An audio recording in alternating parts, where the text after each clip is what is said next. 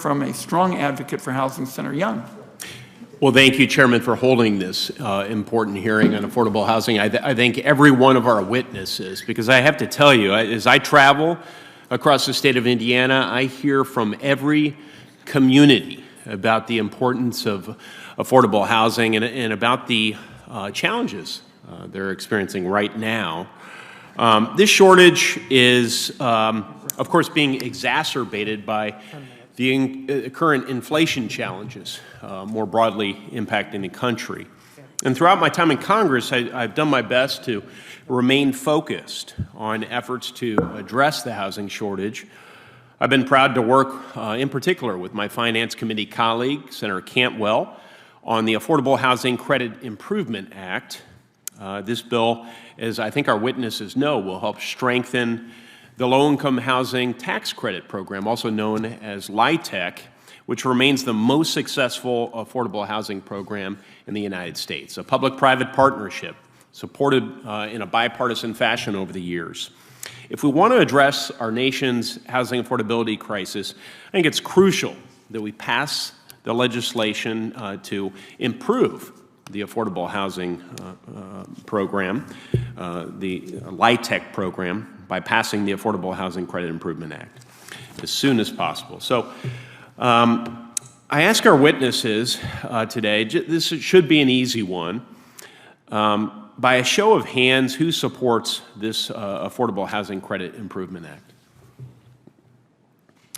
Well, thank you. Let the record show that all 5 of 5 witnesses support the Affordable Housing Credit Improvement Act. The record will show it, and I was almost going to dare anybody to say that they didn't, but it is a very important piece of legislation that Senator Young and Senator Cantwell have led, and I appreciate it. Senator Young, continue. Mr. Chairman.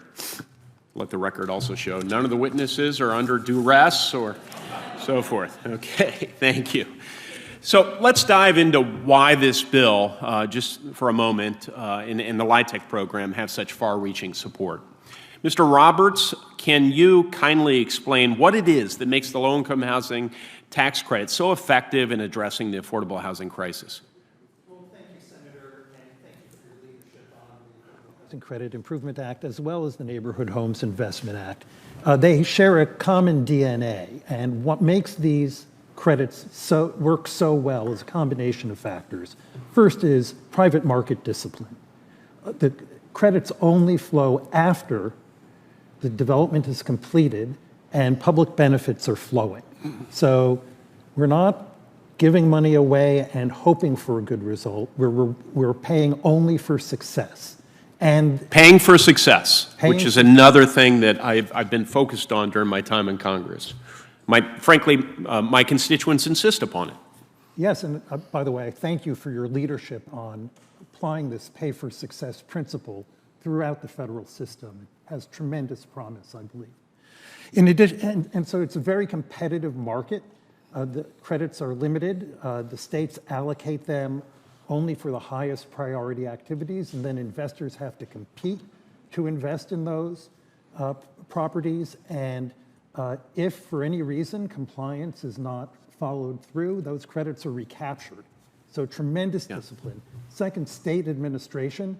Ms. Bell and her colleagues have done an amazing job in stewarding these resources. We have tremendous confidence in them as stewards, and that's why neighborhood homes would rely on them.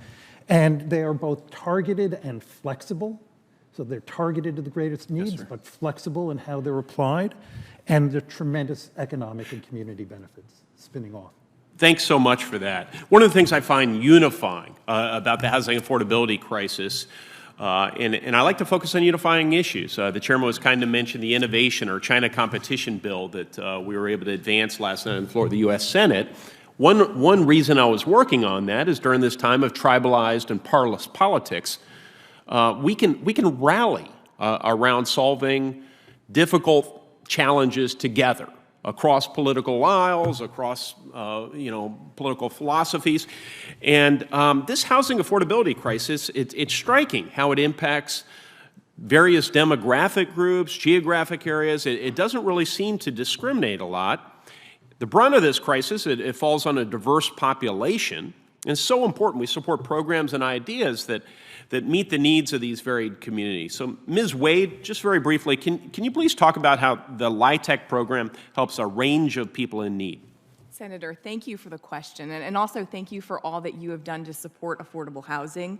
You are absolutely right that the problem of the lack of supply of affordable housing hits everyone, unfortunately. And one of the things that we see is that the LIHTC program has been very effective at bringing people directly off the streets into housing. It is one of the only programs that has done so with the support of the federal government. We see a range of types of individuals and families living in LIHTC-supported housing. That includes veterans. So 10% of our homeless population is made up of veterans. That includes people recovering from opioid addictions.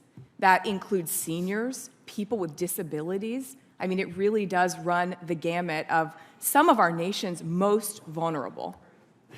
Thank you so much. I do see I'm out of time. I see a couple of other leaders as it relates to these issues have entered the committee room. So I'll look forward to continuing discussions about this bill and about other housing legislative priorities in my questions for the record. Mr. Chairman.